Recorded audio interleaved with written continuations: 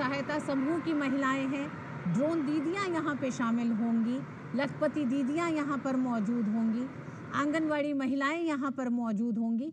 ये तमाम वो महिलाएं हैं जो ग्रामीण भारत की सामाजिक आर्थिक पूरी अर्थव्यवस्था को, सामाजिक ताने बाने को स्वस्थ और दुरुस्त रखने में एक बड़ी भूमिका निभाती हैं। अवधेश जी मेरे साथ यहाँ मौजूद हैं। अवधेश जी, क्या कहना चाहेंगे? बिल्कुल, एक जैसे होता है ना कि स्फुलिंग, आप देखिए क्या दृश्य है ये।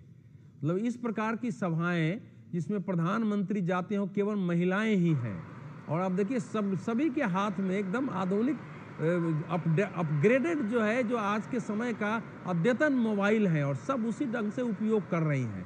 तो एक दृश्य है, इसमें सामान्य मैं समझता हूं कि किशोरावस्था से लेकर और बुजुर्ग महिलाएं तक हैं, और जैसे आपने कहा अलग अलग क्षेत्रों की महिलाएं हैं। और वाराणसी तो एक सेंटर है, वहाँ की संस्कृति का, कला का, विज्ञान का, सबका सेंटर है।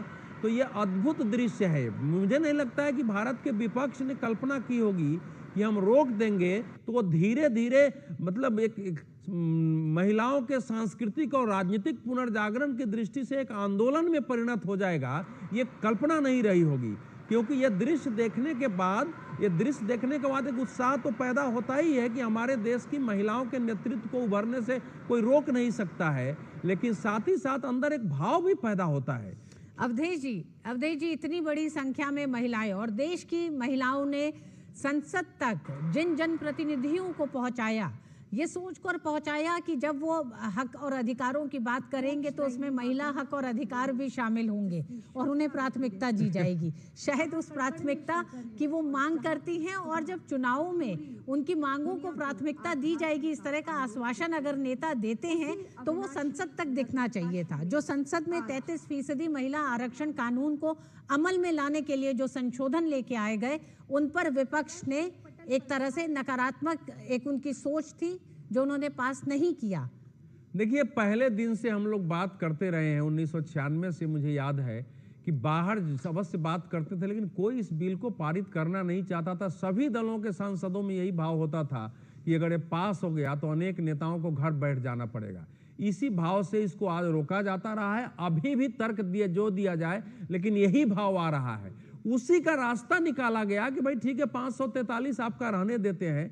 इसका जब जो बढ़ जा रहा है, जो 275 सीटें बढ़ाई जा रही है, उसको आरक्षित कर देते हैं, उसको भी रोका गया है। देखिए, इस समय करीब 40 लाख हमारे देश में ऐसी महिलाएं हैं जो स्थानीय निकायों में चुनाव जीतकर आकर और भारत में नेतृत्व करने के लिए तैयार हैं। उनके अंदर वो भाव पैदा हुआ है। अवधेश जी, जब प्रधानमंत्री इस समय जब महिलाओं के बीच में शामिल हैं तो उसमें मुख्यमंत्री योगी आदित्यनाथ भी दिख रहे हैं, बीजेपी अध्यक्ष नितिन नवीन भी दिखाई दे रहे हैं। हमारे साथ एक और मेहमान जुड़ गई हैं, Aditi Tandon, associate editor the Tribune.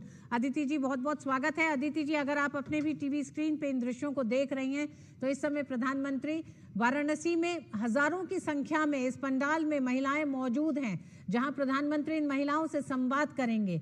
नारी शक्ति सशक्तिकरण को लेकर प्रधानमंत्री के संवाद में ऐसा माना जा रहा है, ये अनुमान लगा रहे हैं हम भी कि महिलाओं के सशक्तिकरण से संबंधित उस बिल और किस तरह से ये बिल आने वाले समय में महिलाओं को और मजबूत करने जा रहा है, उसका जिक्र जरूर होगा।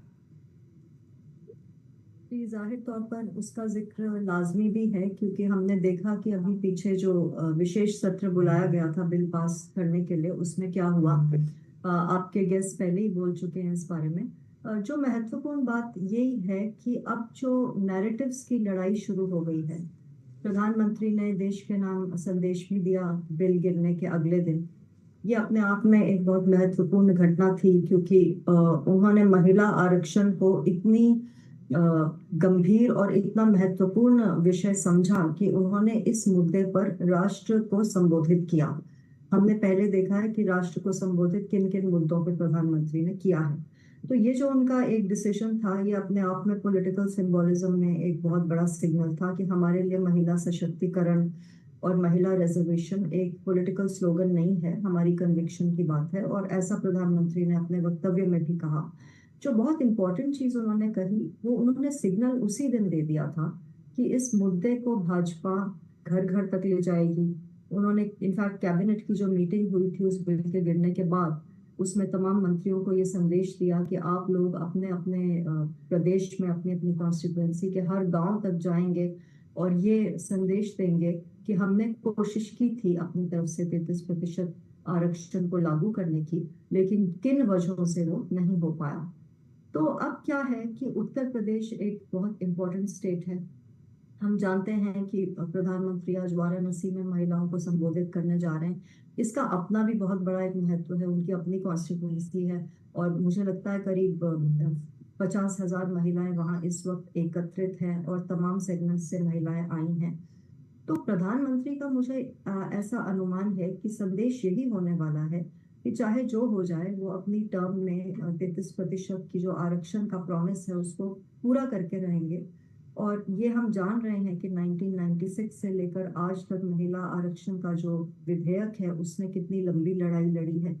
और ऐसा भी नहीं है कि पॉलिटिकल पार्टीज ने वर्बल सपोर्ट नहीं दिया है। हमने देखा है कि HD देवेगौड़ा जी की सरकार में पहला मसौदा तैयार हुआ बिल का, उसके बाद कांग्रेस की सरकार ने इसको पारित करने की कोशिश की। भाजपा ने हमेशा इस बिल का समर्थन किया, हर हाउस में, राज्यसभा में, लोकसभा में। आपको याद है कि मनमोहन सिंह जी की सरकार में कोशिश हुई, राज्यसभा में पास हो गया, फिर लोकसभा में फेल हो गया। जहां इनके अपने यूपीए के अपने अलाइज ने इस बिल को गिराया, उसमें समाजवादी पार्टी ने भी बढ़ चढ़कर हिस्सा लिया। और मुझे लगता है आज वाराणसी की धरती से प्रधानमंत्री सपा पर एक बहुत बड़ा कटाक्ष करने वाले हैं, क्योंकि जब जब महिला आरक्षण की बात हुई है सपा उसके खिलाफ खड़ी हुई नजर आई। अदिति जी, महिला आरक्षण कानून को लेकर एक लंबे समय से चर्चा होती रही। हालांकि 2023 में ये संसद से पारित हुआ है, लेकिन उससे पहले जब जब चर्चा होती थी तो इस कानून को लेकर जो बातचीत होती थी उसमें ये माना जाता था कि एक खास वर्ग तक सीमित इसकी चर्चा रहती थी, यानी कि एक पढ़े लिखे वर्ग तक, अर्बन जो सिटीज़ हैं उन तक, राजनीतिक परिवारों की महिलाओं तक ये सीमित होता था। क्या आपको लगता है कि पिछले 20 सालों में और 2023 के बाद, इसके पारित होने के बाद, अब प्रधानमंत्री ने इसके संदर्भ में, इसकी परिभाषा में एक बड़ा बदलाव किया है, जब इसे घर घर तक यानी ग्रामीण भारत तक पहुंचाने की एक मुहिम ली है?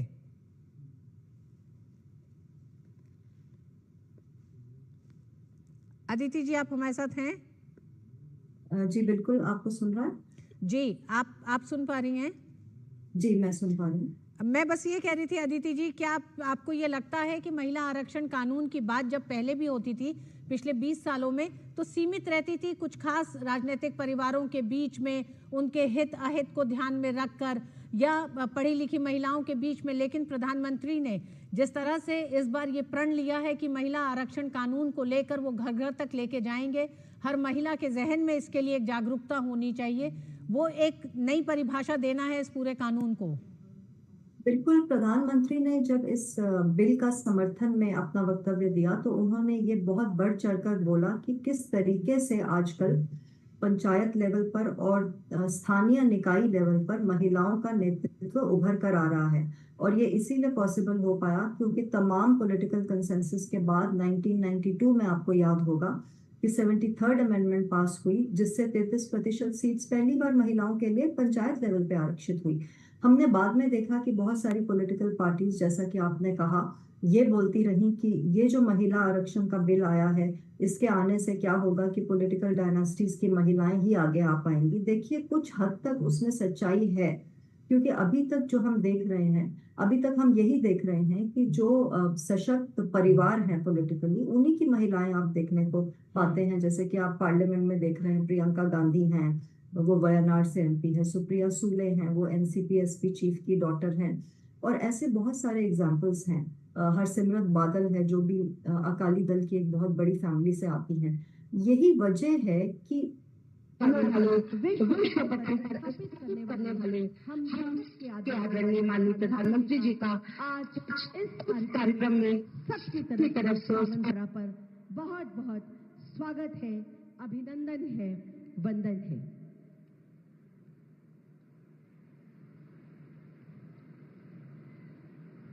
इसी के साथ स्वागत माननीय राज्यपाल महोदया का, स्वागत माननीय सांसद और राष्ट्रीय अध्यक्ष भारतीय जनता पार्टी आदरणीय श्री नितिन नवीन जी का स्वागत, माननीय मुख्यमंत्री जी का और मंच पर उपस्थित सभी मातृशक्तियों को प्रणाम करते हुए मैं अनुरोध करती हूं श्रीमती पूनम मौर्य जी से, माननीय अध्यक्ष जिला पंचायत और प्रथम पंक्ति की अपनी बहनों से, कि ओडीओपी के अंतर्गत कास्ट कला का जो अनुपम उदाहरण है, ये हम बहनों द्वारा बनाया हुआ संसद का चित्र माननीय प्रधानमंत्री जी को प्रदान करके उनका स्वागत करें, अभिनंदन करें। माननीय प्रधानमंत्री जी से अनुरोध, इस सम्मान को ग्रहण करने का बहुत करतल ध्वनि से हम माननीय प्रधानमंत्री जी का एक बार पुनः स्वागत और अभिनंदन करती हैं।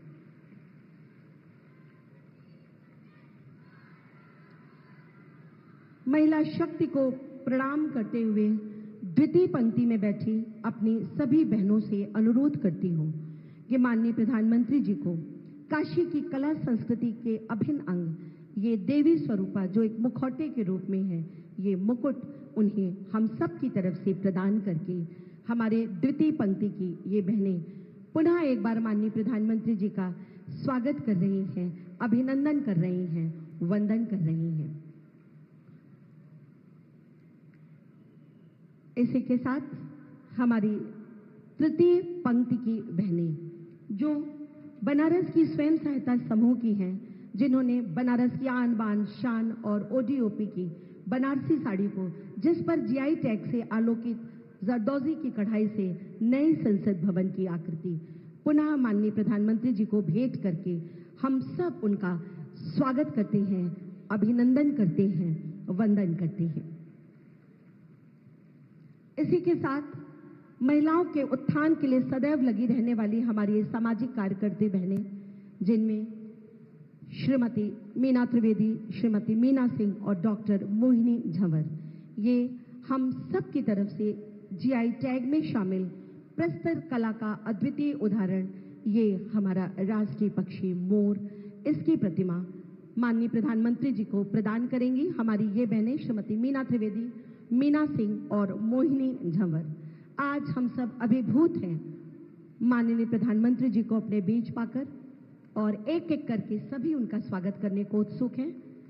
इसी क्रम में मैं चिकित्सक वर्ग से डॉक्टर इंदु सिंह, प्रोफेसर मालिका तिवारी और डॉक्टर श्वेता सिंह से अनुरोध करूंगी कि पंचमुखी गणेश की प्रतिमा हम सबकी तरफ से माननीय प्रधानमंत्री जी को भेंट करके एक बार पुनः आप सबकी करतल ध्वनि के बीच उनका स्वागत करें, अभिनंदन करें, वंदन करें। ये हमारी चिकित्सक बहनें महिलाओं को उनके बेहतर स्वास्थ्य के लिए जरूरी जानकारियां देती हैं, उन्हें स्वस्थ और रखने का प्रयास करती हैं।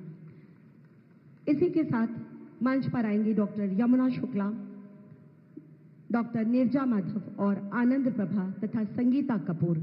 आप प्रधानमंत्री जी द्वारा काशी को विश्व के सबसे बड़े घाट के रूप में दिए गए नमो घाट के स्मृति भेंट करके हम सब की तरफ से उनका स्वागत करेंगी, अभिनंदन करेंगी।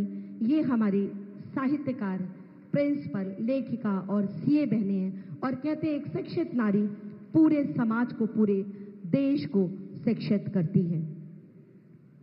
इसी के साथ मैं माननीय प्रधानमंत्री जी से सादर उनका स्थान ग्रहण करने का अनुरोध करती हूं।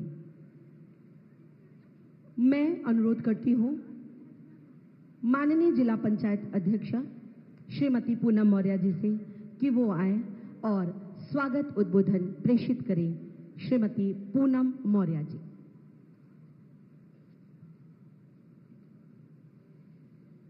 भारत माता की, भारत माता की। विशाल महिला सम्मेलन में आज के इस अवसर पर विश्व के सर्वाधिक लोकप्रिय जननायक यशस्वी प्रधानमंत्री श्री नरेंद्र मोदी जी का, भारतीय जनता पार्टी के माननीय राष्ट्रीय अध्यक्ष श्री नितिन नवीन जी का, महामहिम राज्यपाल श्रीमती आनंदीबेन पटेल जी का, आदरणीय केंद्रीय वित्त राज्य मंत्री एवं प्रदेश अध्यक्ष श्री पंकज चौधरी जी का, माननीय मुख्यमंत्री श्री योगी आदित्यनाथ जी का और मंच पर उपस्थित सभी विशिष्ट महानुभाव और सामने बैठी हुई सभी माताओं बहनों का मैं हृदय के गहराइयों से हार्दिक अभिनंदन वंदन करती हूँ।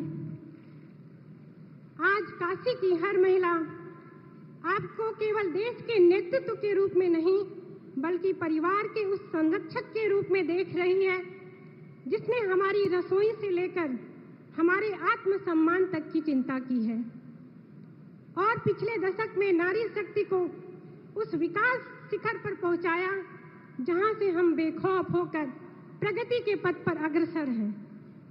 आपकी दूरदर्शी सोच ने हमें केवल योजनाओं का लाभार्थी नहीं बल्कि राष्ट्र निर्माण का आधार स्तंभ बनाया है और गृह लक्ष्मी के रूप में वह असली सम्मान वह बुनियादी जरूरतें प्रदान की जिन्हें दशकों तक अनदेखा किया जा रहा था। आज काशी की बहनें आर्थिक स्वतंत्रता और स्वाभिमान महसूस कर रही हैं। वह आपकी उस तपस्या का फल है जिसमें आपने एक बड़े भाई और बेटे की तरह हमारा हाथ पकड़कर हमें आत्मनिर्भरता की नई पहचान दी है। मोदी जी ने काशी का कायाकल्प किया है। उसने हमारे लिए रोजगार और सम्मान के अनंत अवसर प्रदान किए और मैं आपको विश्वास दिलाना चाहती हूँ कि काशी की महिला शक्ति आपके विकसित भारत के संकल्प को सिद्ध करने के लिए पूरी तरह तैयार है। आपके इस असीम प्रेम के लिए हम सदैव ऋणी रहेंगे। धन्यवाद। जय हिंद, जय भारत, हर हर महादेव। बहुत बहुत धन्यवाद माननीय। और अब मैं माननीय प्रधानमंत्री जी की सोच व दृष्टिकोण को गति बनाकर उत्तर प्रदेश को अपराध मुक्त बनाकर विकास की धारा को शिखर तक ले जाने वाले यशस्वी मुख्यमंत्री माननीय योगी आदित्यनाथ जी से अनुरोध करती हूं कि आएं और अपना उद्बोधन प्रेषित करें।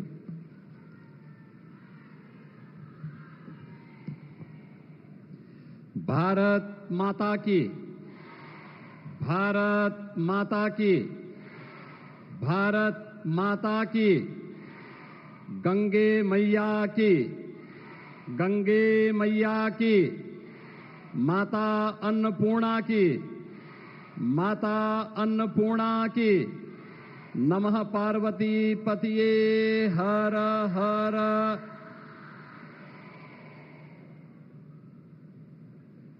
नए भारत के निर्माता, विश्व के सबसे लोकप्रिय जननायक आदरणीय प्रधानमंत्री जी,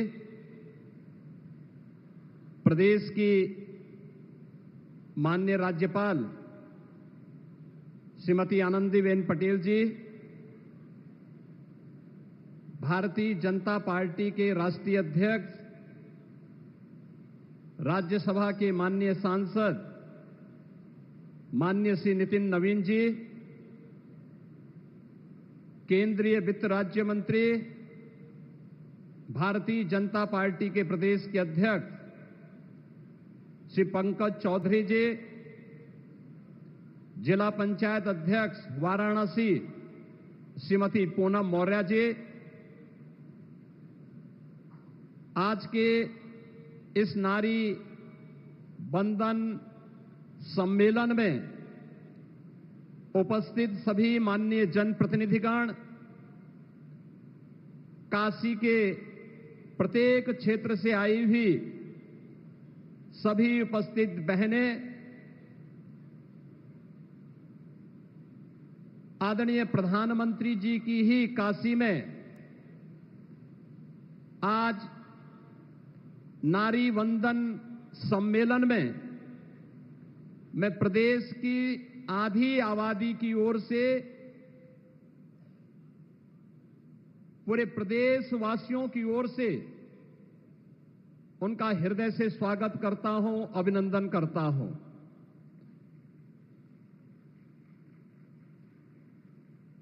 आदरणीय प्रधानमंत्री जी के विजन का परिणाम है कि आज हम सब नए भारत का दर्शन कर रहे हैं। ये नया भारत न केवल भौतिक विकास के नए प्रतिमान स्थापित कर रहा है, बल्कि समग्र विकास की उस अवधारणा को साकार करते हुए विरासत से विकास की उस नई यात्रा के माध्यम से विकसित भारत की संकल्पना को पूरा कर रहा है, जो वास्तव में भारत की एक नई पहचान दिलाने वाला है। हम सब इस बात को जानते हैं कि आदरणीय प्रधानमंत्री जी ने हमेशा इस बात को कहा कि देश के अंदर 4 ही जातियां हैं और उन 4 जातियों में हमारा समग्र समाज समाहित होता है। उनमें से उन्होंने एक कही थी नारी, एक गरीब, एक युवा और एक अन्नदाता। कितने विराट विजन के अनुरूप इन चारों तबकों को, जो समग्र समाज की और समग्र राष्ट्र का प्रतिनिधित्व करते हैं, उन्हें भारत की राजनीति का एजेंडा बना करके प्रत्येक योजना का लाभ उन लोगों के साथ जोड़ते हुए उनके आर्थिक स्वावलंबन, उनके सम्मान, उनकी सुरक्षा और एक दूरदृष्टि सोच के माध्यम से नए भारत और विकसित भारत की संकल्पना को साकार करने का विजन प्रधानमंत्री जी ने जो दिया, वह हम सबको प्रत्येक क्षेत्र में देखने को मिल रहा है। हम सब काशीवासी हैं। काशी भारत की आध्यात्मिक और सांस्कृतिक केंद्र बिंदु प्राचीन काल से रही है, लेकिन काशी के बारे में जो धारणा थी, वह धारणा जिस रूप में बदलती हुई दिखाई दे रही थी, पिछले 11-12 वर्ष में पूरी दुनिया की दृष्टि पूरी दुनिया के लिए आकर्षण का केंद्र बना। काशी जिस शिव की, बाबा विश्वनाथ की शाश्वत चेतना का केंद्र बिंदु था, वह फिर से काशी विश्वनाथ धाम के रूप में हम सबको देखने को मिला है।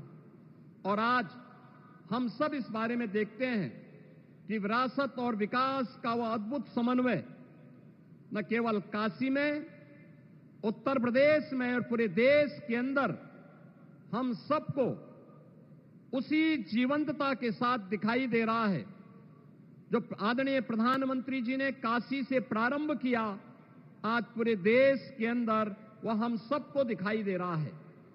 जिस काशी ने भारत की सनातन परंपरा को जीवंतता प्रदान की, भारत की आत्मा को अपने भीतर सजोए, वे वही काशी आज एक नए कलेवर के रूप में दुनिया के सामने हम सबको दिखाई दे रही है।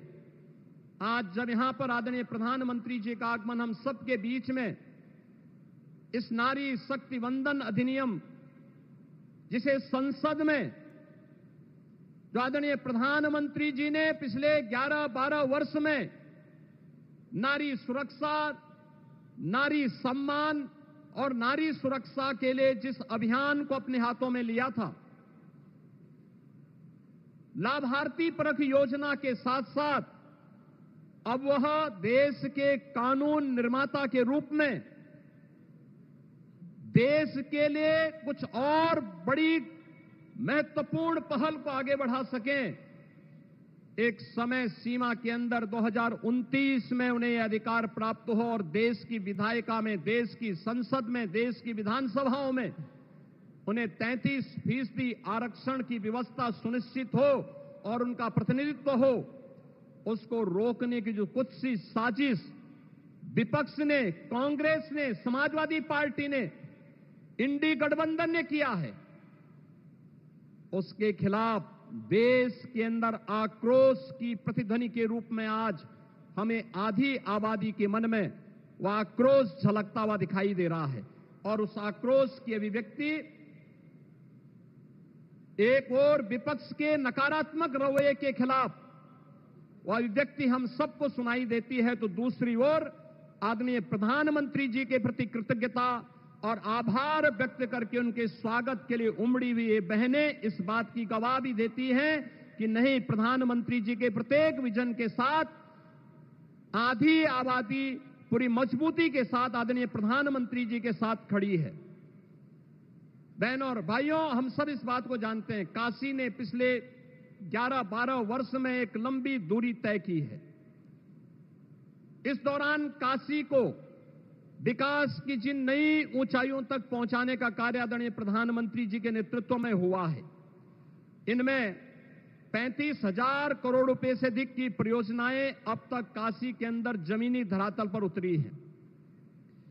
20,000 करोड़ रुपए से अधिक की परियोजनाएं काशी के अंदर वर्तमान में चालू स्थिति में हैं।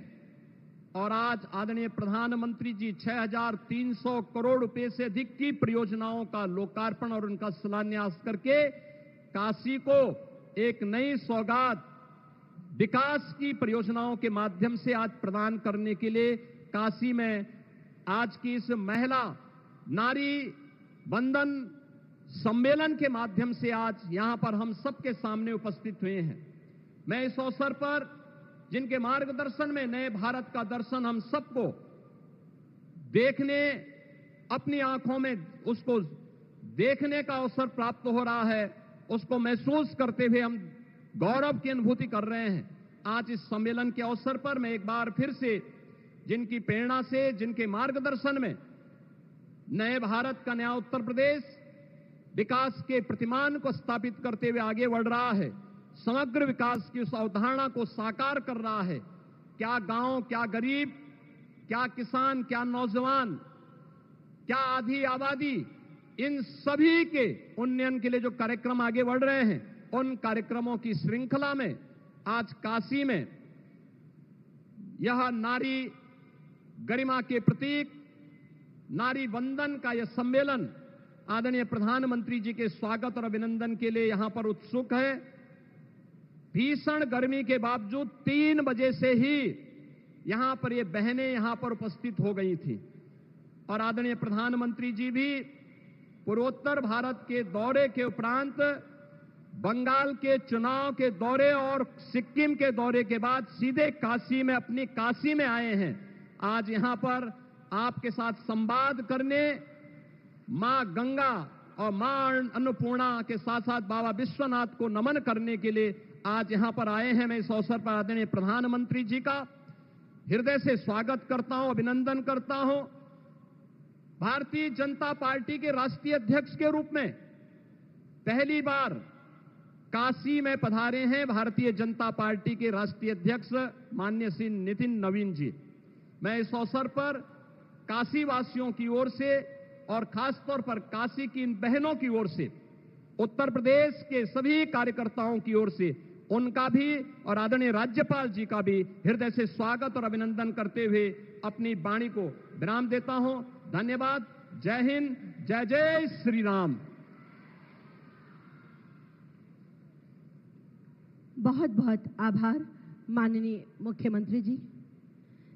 काशी के हर घाट में संस्कृति और इतिहास, हर कण में आध्यात्म और मोक्ष की नगरी संस्कार, और इस संस्कारों की नगरी में ये देदीप्यमान पूरा मंच जिसमें उपस्थित हैं माननीय सांसद और राष्ट्रीय अध्यक्ष भारतीय जनता पार्टी आदरणीय श्री नितिन नवीन जी। मैं बड़े आदर और सम्मान के साथ उनको उनके उद्बोधन के लिए आपकी जोरदार करतल ध्वनि के मध्य आमंत्रित करती हूं।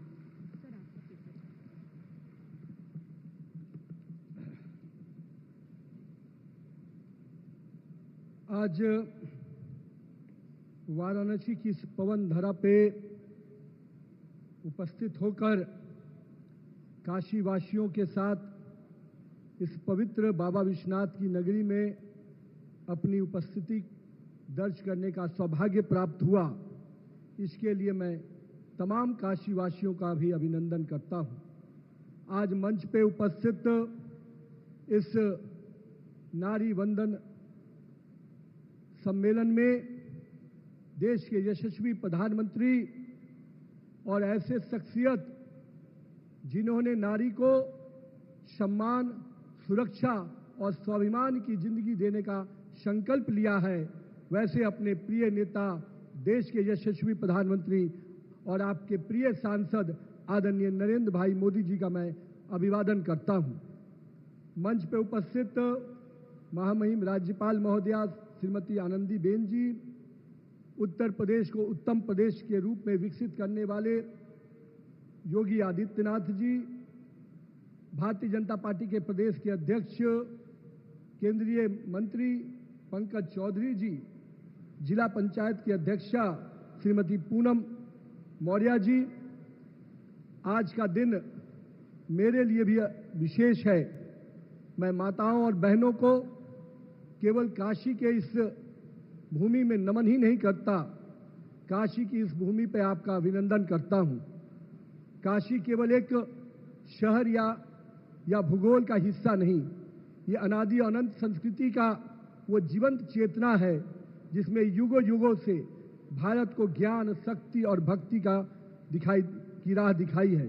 इस पवित्र भूमि को मैं नमन करता हूं, अभिवादन करता हूं। जिस प्रकार मां गंगा सदियों से इस धरा को अपने ममत्व और निर्मल जल से सींचती रही हैं, मैं यहाँ पर उपस्थित अपनी माताओं और बहनों को और देश की सभी माताओं बहनों के उस संघर्ष, परिश्रम और आत्मबल कि जिस आत्मबल से उन्होंने परिवार का, समाज का और इस देश को जीवंत सींचने का और इसके संस्कृति को बढ़ाने का आपने नेतृत्व दिया है। काशी की इस पवित्र धरा को, जहां देवी अहिल्याबाई होलकर की इस महान संकल्प को देखा है, जिन्होंने अपनी अटूट श्रद्धा और प्रशासकीय दृष्टिकोण से इस मंदिर की नगरी की रक्षा और पुनर्निर्माण किया, मैं उनको भी आज नमन करता हूं। मित्रों, यहाँ पर मेरी बड़ी संख्या में आई हुई माता बहनों के चेहरे को मैं देख रहा था, किस प्रकार से वो अपने प्रिय नेता को अपने बीच पाकर हर्षोल्लासित थी। मैं मानता हूं माँ बहनों के आज जिस प्रकार से उपस्थिति दर्ज हुई है, वो कहीं न कहीं आज ही के दिन मैं उनको इस बात को भी याद करता हूं कि माननीय प्रधानमंत्री जी, मैं उस पुण्य आत्मा को नमन करता हूं जिसने ऐसे यशस्वी पुत्र को जन्म दिया, जिन्होंने केवल अपनी माता का ही सम्मान और की चिंता नहीं की, देश के करोड़ों माता बहनों को सुरक्षा, सम्मान और स्वाभिमान से जीवन दिया है और उनके जीवन में बदलाव लाने का काम किया है। ऐसे अपने प्रधानमंत्री जी का मैं बहुत बहुत अभिवादन करता हूं। साथ ही साथ माननीय प्रधानमंत्री जी, आपने महिलाओं के जीवन में, आधी आबादी के जीवन में जो बदलाव लाया है, मैं देख सकता हूं पिछले एक दशक से अधिक जब हम इस देश में मां बहनों को योजनाओं के ही नहीं, उनके जीवन में किस प्रकार से बदलाव आए, उसको आपने नेतृत्व दिया और आज महिलाएं केवल समाज को जोड़ने के साथ साथ एक निर्णायक नेतृत्व दे रही हैं। इसमें आपका बहुत बड़ा योगदान है। आज देश की महिलाएं, आज जब पूरा हिंदुस्तान महिला नेतृत्व को आगे देखना चाहता है, उसका भी संकल्प जिस प्रकार से आपने लिया है, वो निश्चित रूप से आने वाले समय में इस संकल्प की सिद्धि की ओर आप इसको लेके चलेंगे। आज हिंदुस्तान जब एग्रीकल्चर से लेकर एआई तक आगे बढ़ रहा है, आज जब आप पूरे इस देश को केवल वुमेन डेवलपमेंट के लिए नहीं, वुमेन लेड डेवलपमेंट कैसे हो, इस दिशा में लेकर आप आगे बढ़ रहे हैं। और आज आपके उस विचार से पूरा देश की आधी आबादी अपने आप को स्वाभिमान और समृद्धि के साथ आगे बढ़ाने के लिए आगे बढ़ रही है। मैं आज यहाँ पर उपस्थित आधी आबादी के अपनी माता बहनों को मैं उन चीज़ों को जरूर स्मरण करना चाहता हूँ जिन्होंने पिछले एक दशक में माननीय प्रधानमंत्री जी ने जिस प्रकार से अनेकों योजनाओं की सौगात इस देश को दी, चाहे वो प्रधानमंत्री शौचालय योजना हो, उज्ज्वला योजना हो। मैं मानता हूं कि इन सारी योजनाओं में जिस प्रकार की संवेदना उनके अंदर थी, वो संवेदना भारत की आधी आबादी और नारी को सम्मान दिलाता है। चाहे उज्ज्वला योजना से जब उन्होंने माता बहनों के आंसुओं को पोंछने का काम किया, प्रधानमंत्री जी ने शौचालय योजना से माँ बहनों के सम्मान को आगे बढ़ाने का काम किया। और साथ ही साथ मैं कह सकता हूं कि अगर लखपति दीदी योजना आपने लाया तो लखपति दीदी योजना ने महिलाओं को आत्मनिर्भर बनाने का जो प्रयास आपने किया है उसका निश्चित रूप से आप बधाई के पात्र हैं। जब पिछले कुछ वर्षों से हम गणतंत्र दिवस के अवसर पर देखते हैं कैसे हमारी माता बहनें सेना और अर्धसैनिक बलों की टुकड़ियों की अगुवाई कर रही हैं, ये दिखाता है कि आपने केवल महिलाओं को सशक्त नहीं किया है, एक नेतृत्व भी प्रदान किया है। और विकसित भारत के संकल्प को 2047 का आपने देखा है, उसमें महिलाएं कैसे अग्रणी भूमिका में आए, इस दिशा में आपने लगातार कदम उठाया है। आज महिलाएं आईटी सेक्टर से लेकर ओलंपियाड तक कैसे नेतृत्व दे रही हैं, खेल से लेकर रिसर्च के क्षेत्र में किस प्रकार से प्रतिनिधित्व कर रही है, ये आपके नेतृत्व का परिफल है प्रधानमंत्री जी।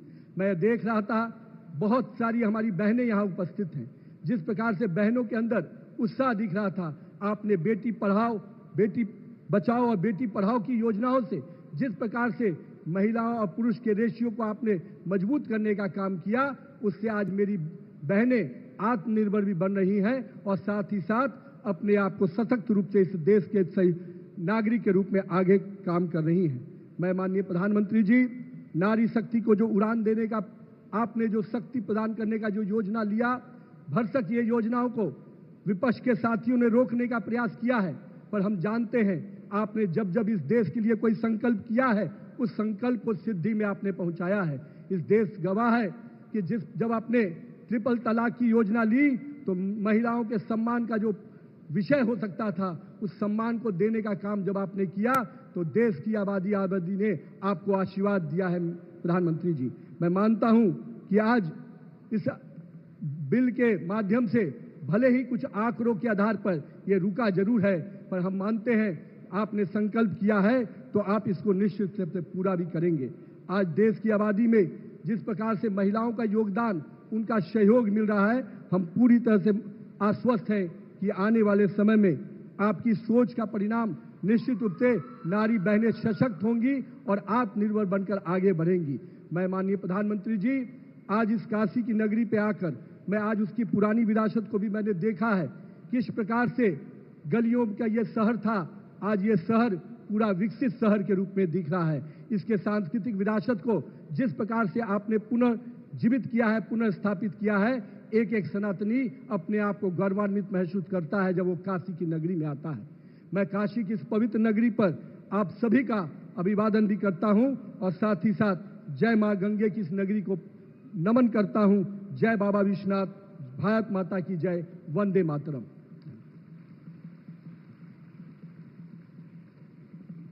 बहुत बहुत धन्यवाद माननीय।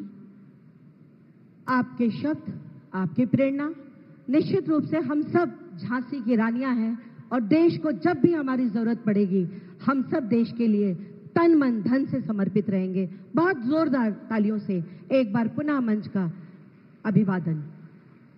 और अब मैं मनसा वाचा कर्मणा के भाव के साथ माननीय प्रधानमंत्री जी ने सभी प्रयास करके वाराणसी को एक आध्यात्मिक केंद्र व जन कल्याण का एक वैश्विक मॉडल बनाया। इसी क्रम में मैं उनसे अनुरोध करूंगी कि आज भी इस मंच से रिमोट के द्वारा बटन दबाकर 6,330 रुपए से ज्यादा की 163 से अधिक विकास परियोजनाओं का लोकार्पण व शिलान्यास अपने कर कमलों से करने की कृपा करें।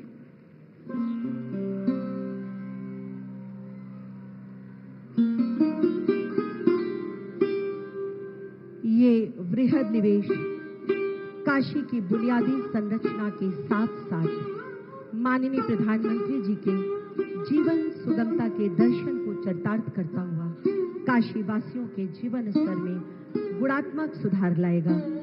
बहुत बहुत आभार।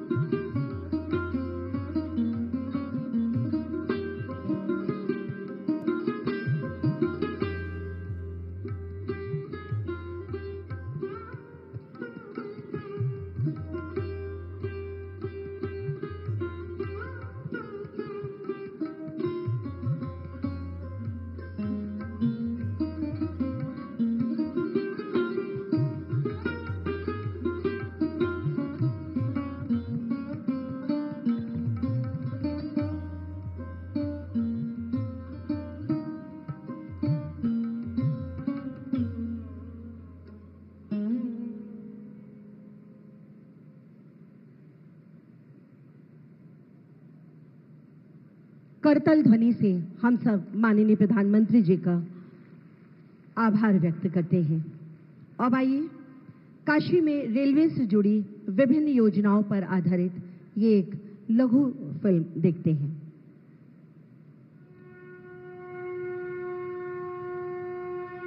अनंत, अनादि, अविनाशी काशी, जहां पुरातन और नूतन, परंपरा और आधुनिकता एक साथ समाहित। यहाँ के यशस्वी सांसद और देश के प्रधानमंत्री श्री नरेंद्र मोदी जी के विजन के तहत आज वाराणसी तेजी से विकसित बनते भारत का प्रतिबिंब है। अनवरत विकास की इसी कड़ी में रेल कनेक्टिविटी को नई गति देने के लिए करीब 2500 करोड़ रुपए की लागत से यहाँ के लोगों को वाराणसी और पंडित दीनदयाल उपाध्याय जंक्शन के बीच तीसरी और चौथी रेल लाइन का उपहार मिल रहा है, जिसमें गंगा जी पर बनने वाला नया रेल कम रोड ब्रिज शामिल है, जो रामनगर को सीधे नेशनल हाईवे नंबर 19 से जोड़ देगा और जिससे व्यापार और पर्यटन की राहें भी आसान होंगी। इसके साथ ही कनेक्टिविटी की ये नई राह उत्तर प्रदेश से महाराष्ट्र को जोड़ रही है, क्योंकि भगवान श्री राम की पावन जन्मभूमि अयोध्या और बाबा काशी विश्वनाथ की नगरी वाराणसी के लोगों को मिल रहा है 2 अमृत भारत एक्सप्रेस ट्रेनों का उपहार। यशस्वी प्रधानमंत्री श्री नरेंद्र मोदी जी के द्वारा शुभारंभ हो रही अमृत भारत एक्सप्रेस ट्रेन जोड़ेगी वाराणसी को पुणे से और अयोध्या को सीधे मुंबई से। किफायती, सुरक्षित और आरामदायक सफर के साथ ही आधुनिक सुविधाओं से लैस ये दोनों ट्रेन पर्यटन और समृद्धि के नए अवसर लाएंगी। विरासत का सम्मान, विकास का संकल्प। डबल इंजन सरकार के द्वारा काशी और उत्तर प्रदेश के विकास को यूं ही गति मिलती रहेगी।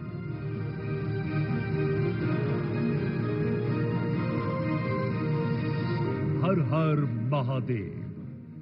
बहुत बहुत आभार एक बार पुनः माननीय प्रधानमंत्री जी का बहुत जोरदार करतल ध्वनि के साथ। और अब काशी के इस पावन धरा पर जिन योजनाओं परियोजनाओं का लोकार्पण और शिलान्यास हुआ है उन पर आधारित ये शॉर्ट फिल्म। मां गंगा के किनारे बसी अविनाशी काशी, ये विश्व की प्राचीनतम जीवंत नगरी, संस्कृति और आध्यात्म का एक प्रमुख केंद्र है। काशी के कायाकल्प और इसके सर्वांगीण उत्थान के लिए काशी के सांसद और भारत के यशस्वी प्रधानमंत्री श्री नरेंद्र मोदी जी के संकल्पों से यहाँ निरंतर विकास की एक नई गंगा प्रवाहित हो रही है। आज प्रधानमंत्री जी के कर कमलों द्वारा काशी को विकास की अभूतपूर्व सौगात मिल रही है। लगभग 1050 करोड़ रुपए से अधिक की लागत से 50 परियोजनाओं का लोकार्पण और 5280 करोड़ रुपए की लागत से 113 परियोजनाओं का शिलान्यास संपन्न हो रहा है। यातायात को सुगम बनाने के लिए पांडेपुर से रिंग रोड और दौलतपुर काली मंदिर से आजमगढ़ रोड तक मार्ग चौड़ीकरण और सुंदरीकरण का कार्य 280 करोड़ की लागत से पूर्ण हुआ है। इसी श्रृंखला में लाट भैरव रेल ओवरब्रिज और बाबतपुर चौबेपुर ओवरब्रिज अब जनमानस के लिए समर्पित है, जो शहर की रफ्तार को नई गति प्रदान कर रही है। सुरक्षा व्यवस्था को मजबूत करते हुए 36वीं वाहिनी पीएसी में अत्याधुनिक बैरक का निर्माण सुनिश्चित किया गया है। आध्यात्मिक चेतना के केंद्रों का पुनरुद्धार माननीय प्रधानमंत्री जी की प्राथमिकता है। संत कबीर प्राकट्य स्थली, नगवा स्थित संत रविदास पार्क का जीर्णोद्धार, सारनाथ के सारंगनाथ मंदिर का सुंदरीकरण और चंद्रावती घाट का निर्माण काशी के पर्यटन को नई ऊंचाइयों पर ले जा रहे हैं। बेटियों के सुंदर भविष्य और आत्मनिर्भरता के लिए विकास खंड अराजी लाइन में कस्तूरबा गांधी बालिका विद्यालय का नया शैक्षणिक ब्लॉक और छात्रावास तैयार है। नगर क्षेत्र के 23 विद्यालयों को स्मार्ट क्लास से सुसज्जित करके उनका पुनर्विकास किया गया है, ताकि हर बच्चे को गुणवत्तापूर्ण शिक्षा का समान अधिकार सुनिश्चित हो सके। महात्मा गांधी काशी विद्यापीठ विश्वविद्यालय में भी छात्रावासों के जीर्णोद्धार से युवाओं को बेहतर शैक्षणिक वातावरण मिलेगा। साथ ही युवाओं के लिए लगभग 10 करोड़ रुपए की लागत से यूपी कॉलेज में नवनिर्मित हॉकी टर्फ खेल के क्षेत्र में नए कीर्तिमान स्थापित करने का आधार बनेगा। स्वस्थ काशी समृद्ध काशी के संकल्प के साथ रामनगर में 100 बेड का वृद्धाश्रम और चोलापुर में 50 फील्ड हॉस्पिटल की सुविधा तैयार है और श्री शिव प्रसाद गुप्त मंडलीय चिकित्सालय में लगभग 320 करोड़ की लागत से बन रहा 500 बेड का सुपर स्पेशलिटी अस्पताल स्वास्थ्य सेवाओं में मील का पत्थर साबित होगा। हर घर में शुद्ध जल पहुंचाने की दिशा में 30 से अधिक गांवों में नई पाइपलाइन बिछाई गई है। नमामि गंगे योजना के अंतर्गत भगवानपुर में 55 MLD क्षमता का सीवेज ट्रीटमेंट प्लांट और भेलुपुर में सौर ऊर्जा संयंत्र की स्थापना से काशी अब ग्रीन एनर्जी की ओर अग्रसर है। आज जिन 113 परियोजनाओं का शिलान्यास हो रहा है वे काशी के भविष्य को और उज्जवल बनाएंगी। इसमें गंगा नदी पर 2460 करोड़ से अधिक की लागत से बनने वाला भव्य सिग्नेचर ब्रिज शामिल है, जो रेल और सड़क परिवहन के क्षेत्र में एक इंजीनियरिंग मिसाल होगा। 80 घाट पर मैकेनाइज्ड पार्किंग, नए विद्युत उपकेंद्र और नगर निगम के एकीकृत कार्यालय से प्रशासनिक व्यवस्था और नागरिक सुविधाएं अत्याधुनिक होंगी।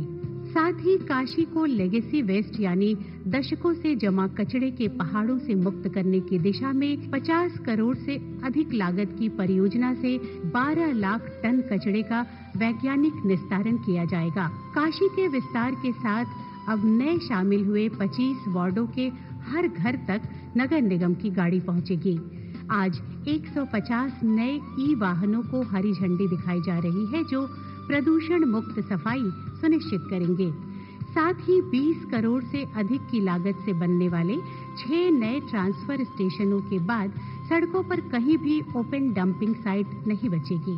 शिक्षा, स्वास्थ्य, पर्यटन और तकनीक, हर क्षेत्र में काशी आज नए कीर्तिमान स्थापित कर रही है। विकास की इस अद्भुत यात्रा के लिए हम समस्त काशी के वासी अपने प्रिय प्रधानमंत्री श्री नरेंद्र मोदी जी के हृदय से आभारी हैं। और ये आभार एक बार पुनः व्यक्त सबके करतल ध्वनि के माध्यम से। और आइए, चिकित्सा पद्धति के क्षेत्र में मील का पत्थर बन रहे सोवा रिगपा प्रणाली का एक देखते हैं इस शॉर्ट फिल्म के माध्यम से।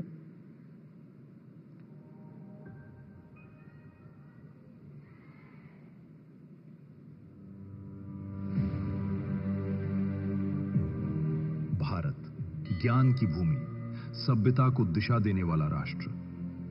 यही वो धरा है जहां विक्रमशिला और नालंदा जैसे विश्वविद्यालयों ने विश्व को शिक्षा दी।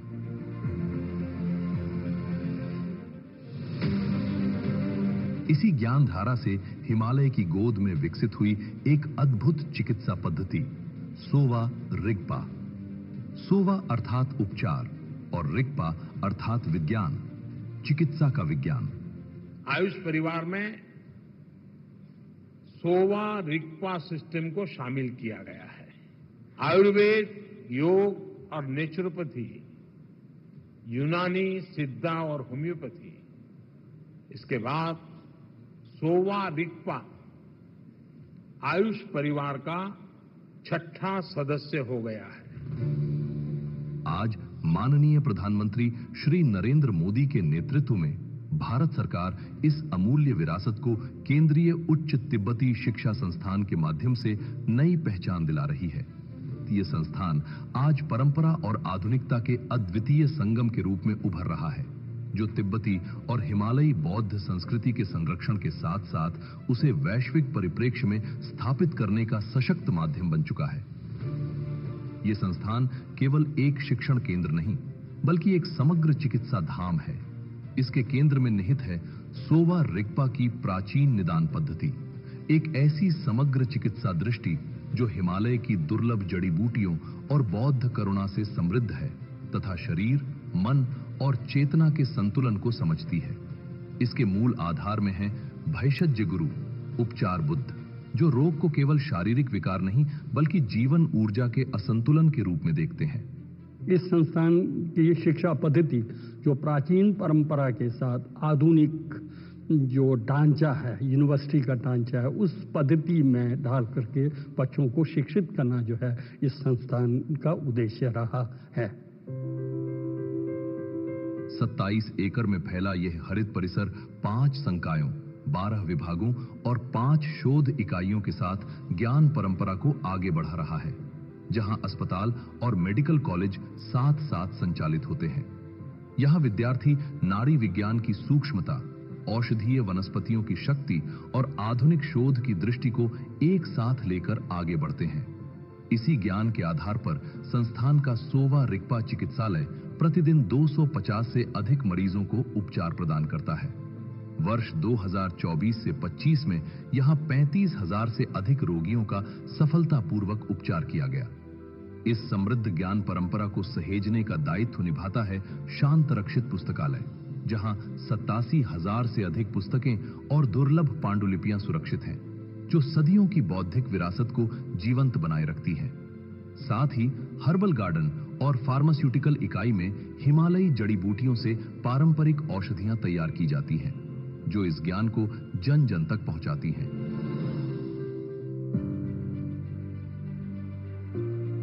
– 2021 से नीट के माध्यम से प्रवेश ने सोवा रिगपा को राष्ट्रीय चिकित्सा शिक्षा प्रणाली से सशक्त रूप से जोड़ दिया है। स्नातक, स्नातकोत्तर और पीएचडी कार्यक्रमों के साथ ये संस्थान आज परंपरा और आधुनिकता के अद्भुत संगम का जीवंत प्रतीक बन चुका है, जहां ज्ञान केवल सिखाया नहीं जाता, बल्कि नई दिशा में विकसित भी किया जाता है। आज माननीय प्रधानमंत्री श्री नरेंद्र मोदी यूथोग सोवा रिगपा महाविद्यालय एवं चिकित्सालय की नवनिर्मित बहुमंजिला इमारत का लोकार्पण कर इसे राष्ट्र को समर्पित करने जा रहे हैं। इस नए भवन में सोवा रिगपा चिकित्सा पद्धति पर आधारित आधुनिक चिकित्सा सुविधाओं की व्यवस्था की गई है। 10,970 वर्ग मीटर में बना ये 45 बेडेड अस्पताल उच्च चिकित्सा उपकरण, आधुनिक प्रयोगशालाएं, पारंपरिक शोध की समृद्ध परंपरा और विश्व स्तरीय चिकित्सा सुविधाओं से सुसज्जित है, जो स्वास्थ्य, शोध और मानव सेवा में नई संभावनाओं के द्वार खोलकर विश्व को नई दिशा देगा। माननीय प्रधानमंत्री श्री नरेंद्र मोदी जी के नेतृत्व एवं मार्गदर्शन में ये भारत की प्राचीन चिकित्सा परंपरा को उसका योग्य स्थान दिलाने का सशक्त प्रयास है। यूथोग सोवा रिगपा महाविद्यालय एवं चिकित्सालय।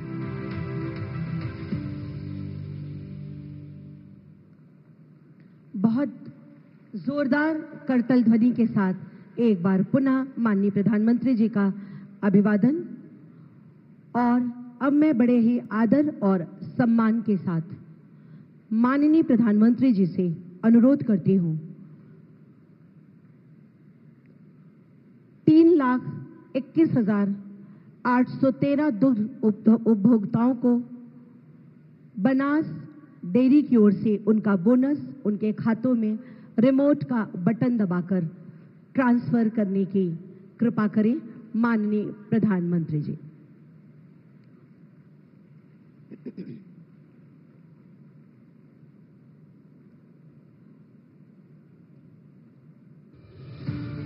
माननीय प्रधानमंत्री श्री नरेंद्र मोदी जी का अन्नदाता की समृद्धि का संकल्प आज उत्तर प्रदेश के हर किसान के चेहरे पर मुस्कान की वजह बन रहा है।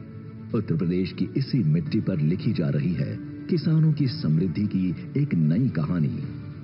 आज बनास डेयरी के साथ उत्तर प्रदेश में करीब 4 लाख दुग्ध उत्पादक जुड़े हुए हैं। कानपुर, लखनऊ और वाराणसी के आधुनिक प्लांट्स आज प्रतिदिन 25 लाख लीटर दूध को किसानों की प्रगति में बदल रहे हैं। साथ ही बलिया, अलीगढ़, मोदीनगर और गोगा में मिल्क पैकिंग स्टेशनों के माध्यम से गुणवत्ता और विश्वसनीयता का नया मानक तय किया गया है। 58 जिलों में फैला यह नेटवर्क आज लाखों ग्रामीण परिवारों की आय का सबसे मजबूत जरिया बन चुका है। विज्ञान और पशुपालन के मिलन से अब किसान की आय बढ़ रही है। वाराणसी की एम्ब्रियो ट्रांसफर तकनीक की सफलता से पशुपालन में एक नई क्रांति आ चुकी है। उन्नत नस्ल से होगा रिकॉर्ड दूध उत्पादन, जो किसान की समृद्धि का आधार बनेगा। आज हर महीने 5,000 मैट्रिक टन उत्तम पशु आहार की आपूर्ति के साथ पशुओं की सेहत और किसानों की बरकत दोनों सुनिश्चित किए जा रहे हैं। आलू की खेती जैसी नई शुरुआत से अब किसानों को कमाई के अतिरिक्त और बेहतर अवसर मिल रहे हैं। बनास डेयरी अब लक्ष्य 2033 की ओर बढ़ रही है, जहां प्रतिदिन 1 करोड़ लीटर दूध और 10 लाख किसानों की खुशहाली से एक नया इतिहास रचा जाएगा। पूर्वांचल से 25 लाख लीटर दूध और 3 लाख किसानों की भागीदारी ये सिर्फ एक लक्ष्य नहीं है, ये एक क्रांति है। बनास डेयरी द्वारा बागपत में प्रतिदिन 10 लाख लीटर दूध प्रोसेसिंग क्षमता से सुसज्ज एक विशाल प्लांट स्थापित किया जा रहा है, जिससे हजारों परिवारों के जीवन में समृद्धि आएगी। तरक्की की रफ्तार अब और तेज होगी। साल 2024-25 में 2139 करोड़ रुपए दूध उत्पादकों के बैंक खातों में दिए गए और आज उत्तर प्रदेश के किसानों को प्रधानमंत्री नरेंद्र मोदी जी के कर कमलों द्वारा 105 करोड़ रुपए का अतिरिक्त बोनस मिलने जा रहा है। बनास डेयरी अब सिर्फ एक डेयरी नहीं, यह उत्तर प्रदेश के करोड़ों अन्नदाताओं की आशा, आत्मनिर्भरता और विश्वास का प्रतीक है। ग्रामीण उत्थान का यह नया अध्याय आने वाली पीढ़ियों के लिए समृद्धि की गारंटी है। बनास डेयरी, समृद्ध किसान, सशक्त उत्तर प्रदेश। हम सबकी तरफ से कोटिशाह आभार माननीय प्रधानमंत्री जी। यात्रा का एक महत्वपूर्ण स्तंभ है क्षेत्रीय व अंतर्राज्यीय कनेक्टिविटी में क्रांतिकारी परिवर्तन लाना, और ये परिवर्तन परिवहन क्षेत्र में जिसको गति देंगे माननीय प्रधानमंत्री जी, जिनसे उनका भारत जोड़ो का सपना भी साकार होता हुआ दिखता है। मैं आपसे सादर अनुरोध करती हूँ कि हरी झंडी दिखाकर पुश पुल टेक्निक से लैस 2 नई अमृत भारत एक्सप्रेस ट्रेनों को रवाना करने की महती कृपा करें, जो चलेंगे बनारस से पुणे,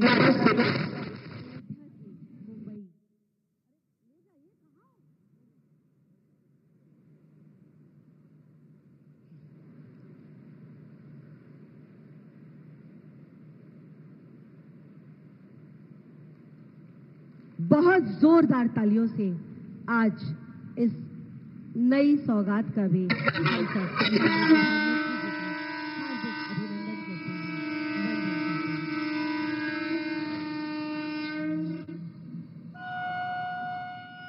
बनारस से पुणे तथा अयोध्या से ये दिल्ली अमृत भारत एक्सप्रेस ट्रेन जो आधुनिक सुविधाओं से आज हम सबको माननीय प्रधानमंत्री बहुत बहुत आभार माननीय प्रधानमंत्री जी।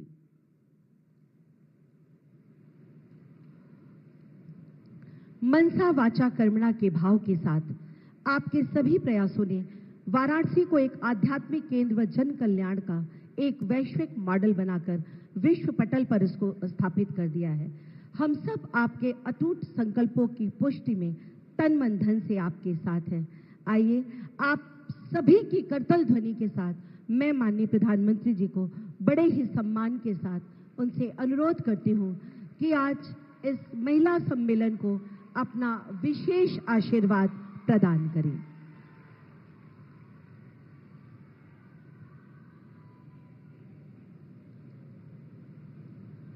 नमः पार्वती पतये हर हर महादेव।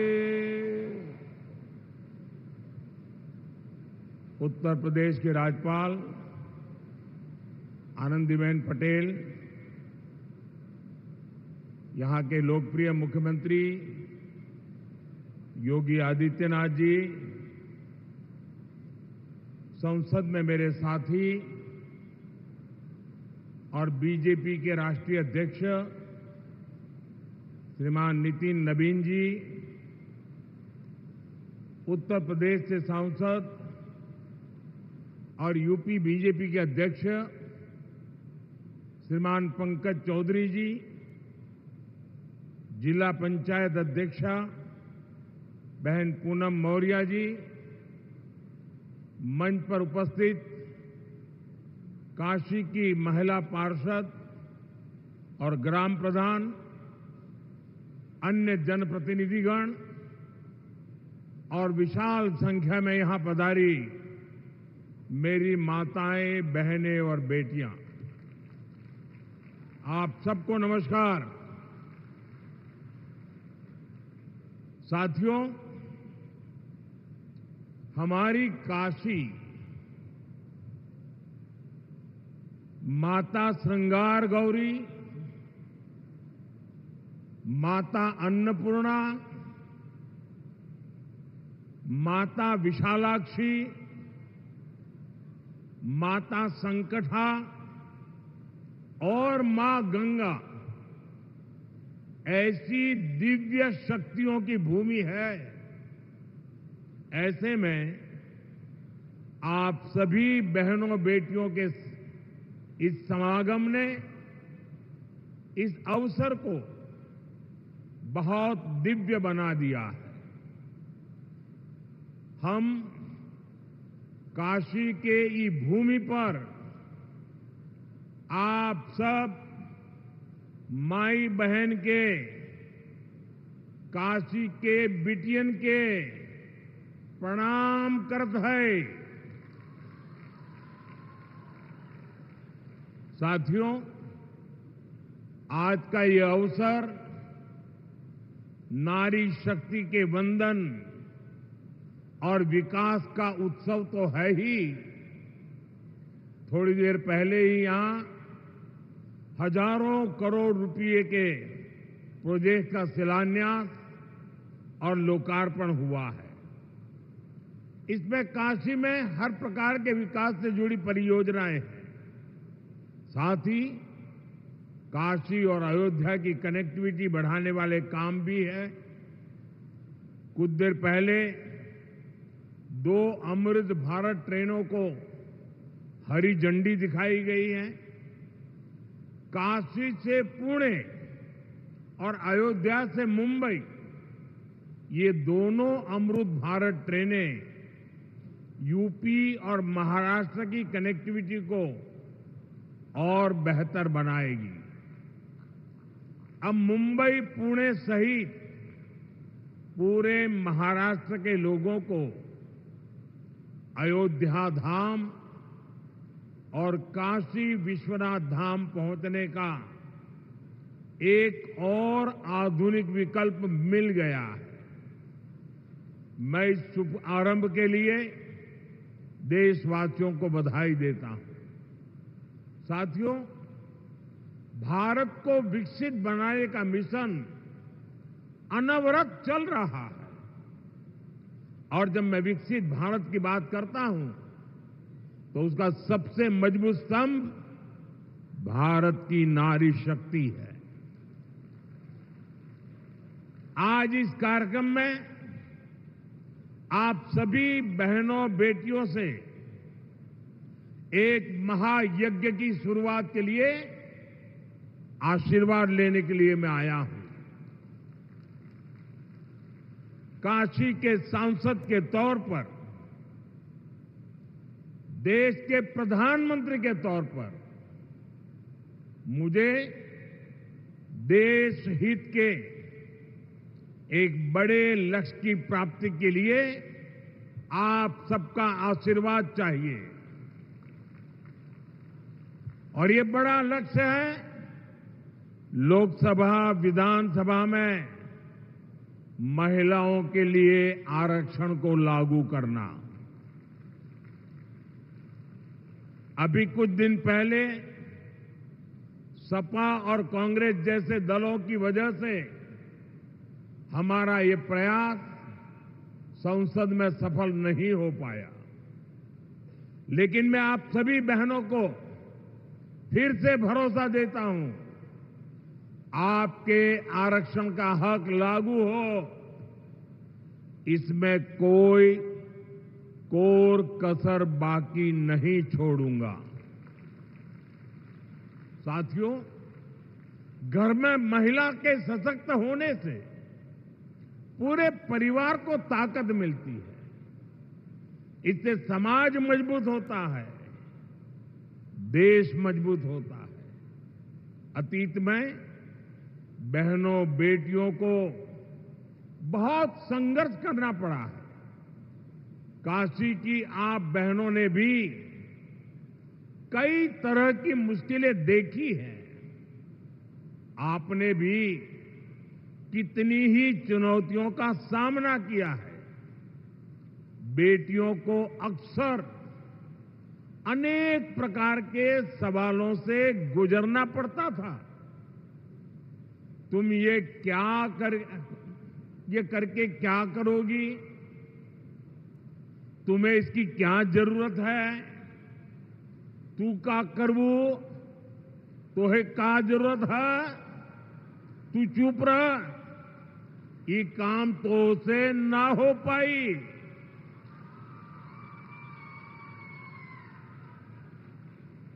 और कई बार तो सवाल भी नहीं पूछे जाते थे, सीधे फरमान सुनाया जाता था, ये तुम्हारे बस का काम नहीं है। साथियों, ऐसी परिस्थितियां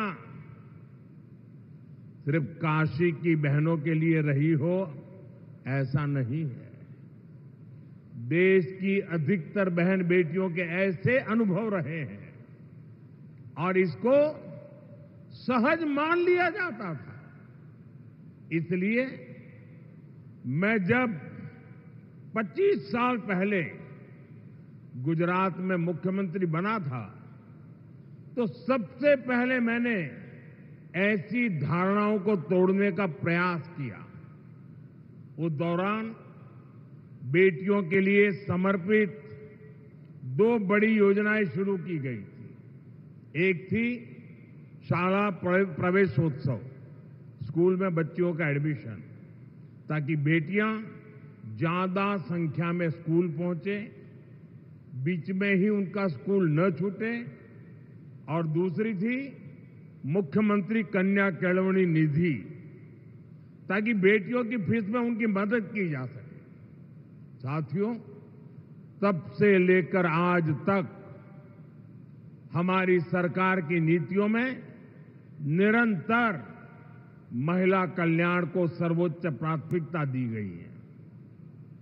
2014 में आपने हमें सेवा का अवसर दिया तो देश में 12 करोड़ से ज्यादा शौचालय बने, इज्जतघर बने, 30 करोड़ से ज्यादा बहनों के बैंक खाते खुले, 2.5 करोड़ से ज्यादा घरों में बिजली का कनेक्शन दिया गया, 12 करोड़ से ज्यादा घरों में नल से जल पहुंचाया।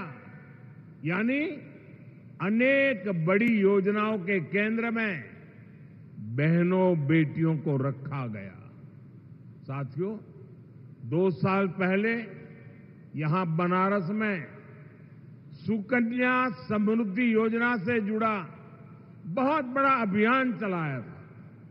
उस समय एक ही महीने में यहां काशी में 27,000 बेटियों के सुकन्या समृद्धि खाते खुलवाए थे और हर बेटी के बैंक खाते में 300 रुपये भी ट्रांसफर किए गए थे। बेटियों की शिक्षा में और बेहतर भविष्य में सुकन्या समृद्धि योजना बड़ी भूमिका निभा रही है। इस योजना से बेटियों की पढ़ाई को बल मिला है और मुद्रा योजना से बेटियों की कमाई सुनिश्चित हुई है। वहीं मातृवंदन योजना और आयुष्मान भारत योजना से बहनों बेटियों की दवाई का इंतजाम किया गया है। साथियों, पढ़ाई, कमाई और दवाई के साथ ही करोड़ों बहनों के नाम पर पहली बार कोई प्रॉपर्टी रजिस्टर हुई है। पीएम आवास योजना के ज्यादातर घर भी बहनों के नाम पर होते हैं।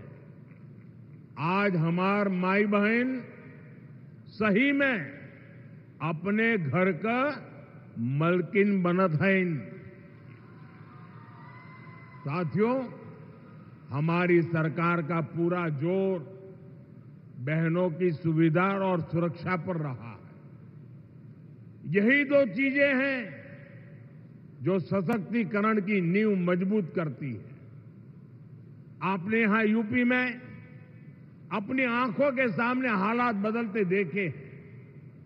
कुछ साल पहले तक जब यहां समाजवादी पार्टी की सरकार थी तो यूपी में बेटियों का घर से बाहर निकलना भी मुश्किल हो गया था। लेकिन अब बीजेपी सरकार में बेटियों के विरुद्ध गलत सोच रखने वाला अच्छे से जानता है कि उसका अंजाम क्या होगा। साथियों, भारतीय न्याय संहिता ने भी बहनों बेटियों को सुरक्षा का नया भरोसा दिया है। इसके तहत महिलाओं के विरुद्ध गंभीर अपराधों में तेजी से फैसले आने लगे हैं। इसी प्रकार महिला थानों और परामर्श केंद्रों का नेटवर्क भी निरंतर बढ़ रहा है। आज यहां भी एक महिला पुलिस चौकी और परामर्श केंद्र के भवन पर काम शुरू हुआ है। ऐसे कदम बेटियों को सुरक्षा की गारंटी देते हैं। साथियों, जब महिलाओं की आर्थिक शक्ति बढ़ती है तो घर में उनकी आवाज भी उतनी ही बुलंद हो जाती है। इसलिए सुविधा और सुरक्षा का विश्वास देने के साथ साथ हमने बहनों की आर्थिक भागीदारी बढ़ाने पर बल दिया है। बीते 11 वर्षों में देश की करीब 10 करोड़ बहनें सेल्फ हेल्प ग्रुप में जोड़ी गई है। काशी की भी 1.25 लाख बहनें ऐसे समूहों से जुड़ी है। इन समूहों को लाखों रुपए की मदद मिल रही है, जिससे बहनें अपना काम कर रही है। ऐसे ही प्रयासों से अब तक 3 करोड़ बहनें लखपति दीदी बन चुकी है। 3 करोड़ लखपति दीदी, और इसमें बनारस की भी हजारों बहनें शामिल है। साथियों, लखपति दीदी अभियान को गति देने में हमारे डेयरी सेक्टर की भी बड़ी भूमिका है। यहां बनास डेयरी से जुड़ी लाखों बहनें बहुत ही शानदार काम कर रही है। आज इन बहनों को बोनस के रूप में 106 करोड़ रुपए सीधे मिले हैं। मैं इन सभी बहनों को बहुत बहुत बधाई देता हूं। मैं काशी में डेयरी सेक्टर से जुड़ी महिलाओं से कहूंगा, अभी तक शुरुआत भइल हो।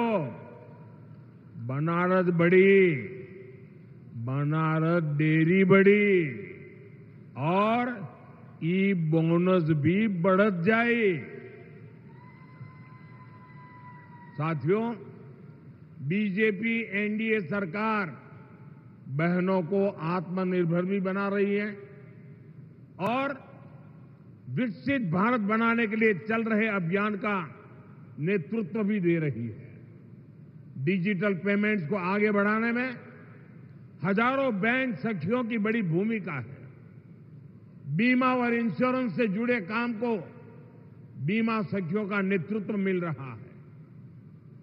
प्राकृतिक खेती के काम को आगे बढ़ाने में कृषि सखियों की बड़ी भूमिका निभा रही है और खेती में जो ड्रोन क्रांति आ रही है उसका नेतृत्व भी हमारी नमो ड्रोन दीदियां ही कर रही है।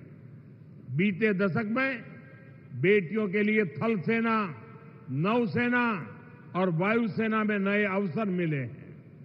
पहली बार सैनिक स्कूलों और डिफेंस एकेडमी के दरवाजे भी बेटियों के लिए खोले गए हैं। यानी बीजेपी एनडीए सरकार का मतलब ही है नारी का सशक्तिकरण, नारी का उत्थान, नारी का जीवन आसान। साथियों, आज हर क्षेत्र में, हर मोर्चे पर भारत की बेटियां इतना शानदार काम कर रही हैं तो स्वाभाविक है नीति निर्माण, राष्ट्र के भविष्य से जुड़े फैसलों में भी बहनों बेटियों की भूमिका और बढ़नी ही चाहिए। देश को आज इसकी बहुत जरूरत है। इसके लिए भी ईमानदारी से काम किया जा रहा है। देश की नई संसद बनाने के पीछे भी बहनों की भागीदारी का विचार एक बड़ा कारण था। नई सांसद बनी तो पहला काम हमने महिलाओं को 33% आरक्षण देने का ही किया। 40 साल से बहनों का ये अधिकार अटका और लटका हुआ था।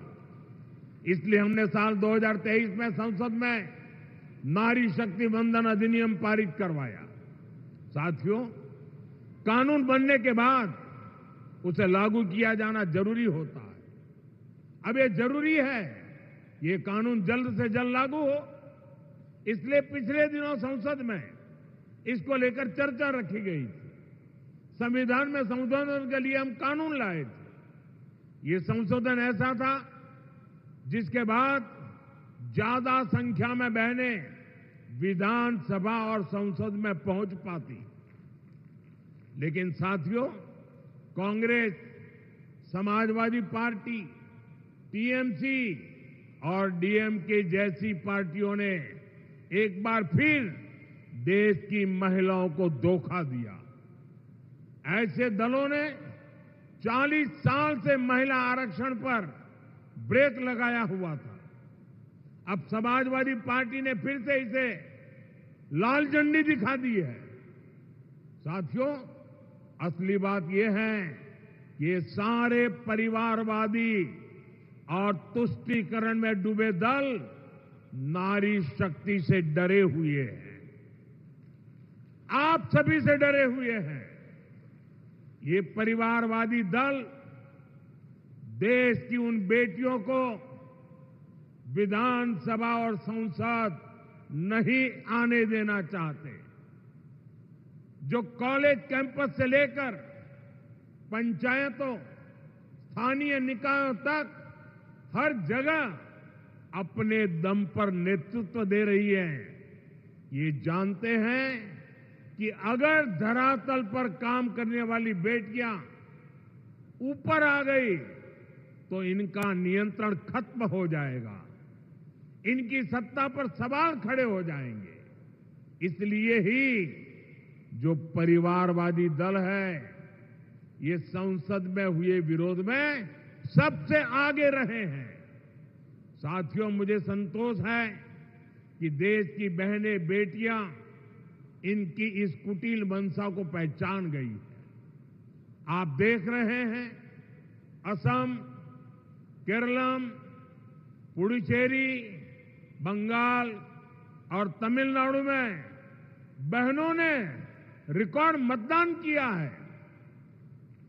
महिला आरक्षण विरोधी दलों को अंदाजा नहीं है कि बहनों का ये वोट महिला विरोधी इन दलों को सजा देने के लिए हुआ है। साथियों, बीजेपी एनडीए सरकार का एक ही मंत्र है, नागरिक देवो भव। देश के नागरिकों की पढ़ाई, कमाई, दवाई, सिंचाई और सुनवाई ये हमारी प्राथमिकता है। इसी भाव के साथ आज यहां काशी के विकास को भी विस्तार दिया गया है। गंगा जी पर सिग्नेचर ब्रिज बनने से पूर्वांचल की कनेक्टिविटी और सशक्त होगी। साथियों, बीते एक दशक में काशी उत्तर और पूर्वी भारत का एक बड़ा आरोग्य हब बनकर उभरा है।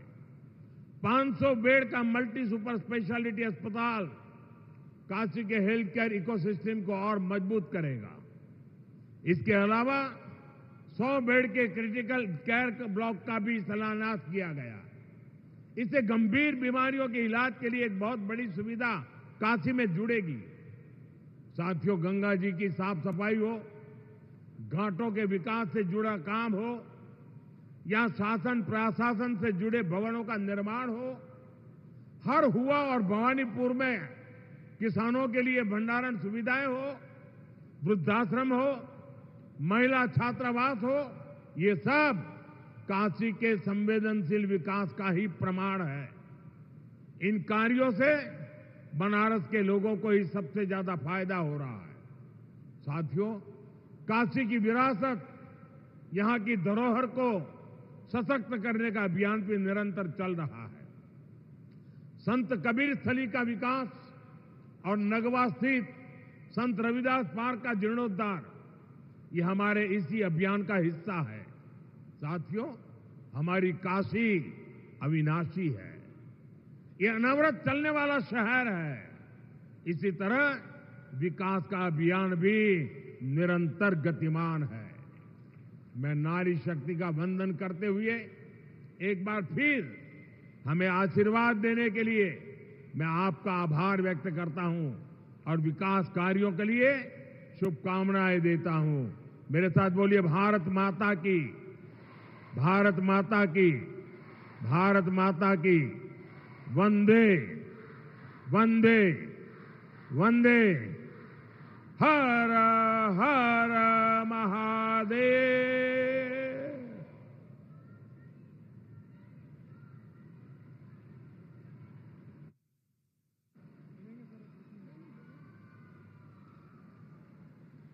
बहुत बहुत धन्यवाद माननीय प्रधानमंत्री जी। आज का यह कार्यक्रम एक भाव है, व्रत है, वचन है, आपका हम महिलाओं के सम्मान की रक्षा का, सुरक्षा का, हमारे अधिकारों को प्रदान करने के संकल्प का।